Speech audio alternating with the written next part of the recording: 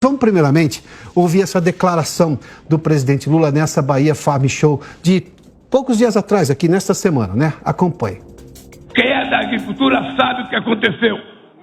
No tempo em que o PT governava esse país, vocês compravam uma dessas máquinas que parece uma coisa do outro mundo, sabe? Pagando 2% de juros ao ano.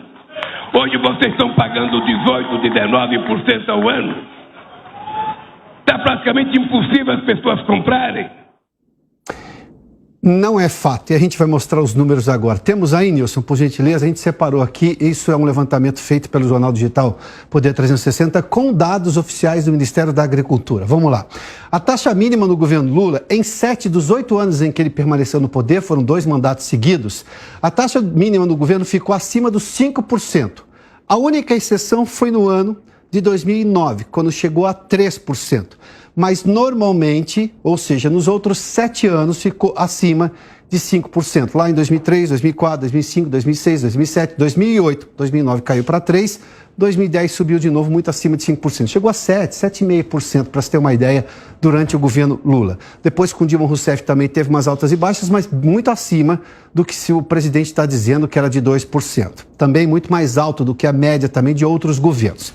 A taxa mínima, na verdade, de juros foi conquistada com o governo Bolsonaro nos anos de 2020 e 2021, que chegou a 2,8% ao ano.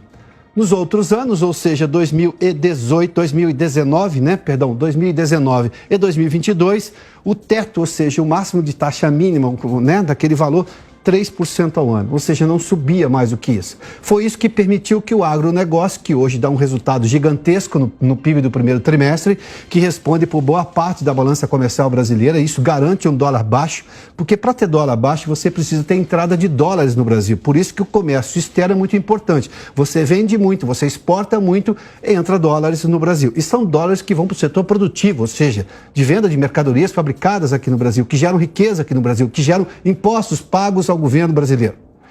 Esse é o agronegócio. Você se lembra que o Lula tem hoje, o presidente Lula tem um conflito com o agronegócio. Chama de fascista, direitista, como se as pessoas não pudessem ser de direita, como ele é de esquerda. Qual é o problema?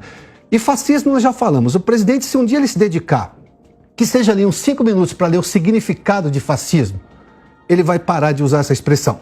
Se, obviamente, entender exatamente o que a história diz sobre o que é fascismo. Mas vamos lá.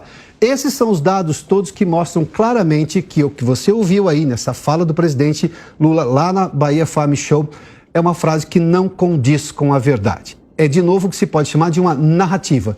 Mas o presidente produz uma série de narrativas. Sem contar que, neste momento, Lula tem um problema de popularidade interna aqui no Brasil, de perda de apoio aqui no Brasil, no Congresso Nacional, de atores que o apoiaram, inclusive, na eleição presidencial, na eleição do ano passado, e também internacional. A gente vai trazer ao longo do programa de hoje uma série de declarações que, digamos, corroeram essa popularidade ou essa imagem do Lula diplomata, o Lula estadista, que não condiz mais com a verdade, sem contar todas essas narrativas.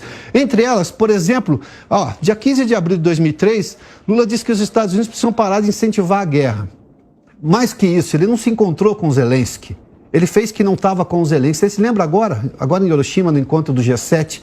O presidente pegou, a gente viu o Trudeau, que é o primeiro-ministro canadense, estava sentado lá do Lula, deu a volta na mesa para falar com o Zelensky. Todos fizeram isso. Zelensky foi um convidado, claro, um convidado de honra do G7, que por ser um país, ele ser o chefe de Estado de um país que está em guerra, não teve a agenda divulgada com antecedência.